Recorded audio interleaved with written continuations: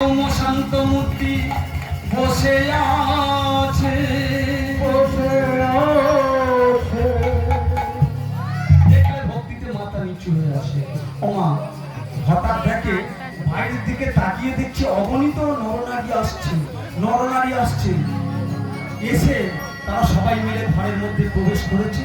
বালক মনে মনে করছে, আমি ঘরের মধ্যে যদি না যাই তাহলে কেমন ভাবে বুঝবো, কেমন ভাবে শুনবো এই ভাগবত? আমার তো বর্ষণ মনে, আমি কেমন করে ঘরের মধ্যে প্রবেশ করবো? কিন্তু যাই দেখি কে কি বলে, যাই দেখি এই বলে গিয়ে এক ধারে চুপটি করে বসেছে। আজ পাঠক ঠাকুর পাঠ করছে, বলছেন, শোনো মায়েরা, শোনো শোনো বাবারা, শোনো ভক্তবৃন্দ, আজ আমি ভাগবতের যে অধ্যায়টি পাঠ করব সেটি হলো সীতাম বৃন্দাবনে গোচর